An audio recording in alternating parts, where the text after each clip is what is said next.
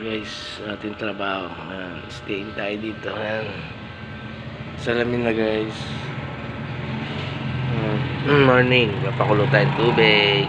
Pangkape natin. Yan improvise natin na lutuan. Yan sa rice cooker. Tinanggal natin. Dinirekta natin dito. Kung kanin ko guys. Sunog ko. Paggabi. Ayan guys. Yung trabaho natin. May kulay na to. Kasalamin sila. Ayan sa taas.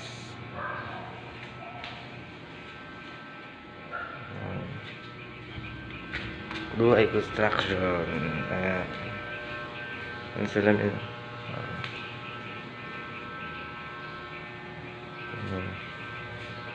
Ayan, nag-improvise tayo ng rice cooker.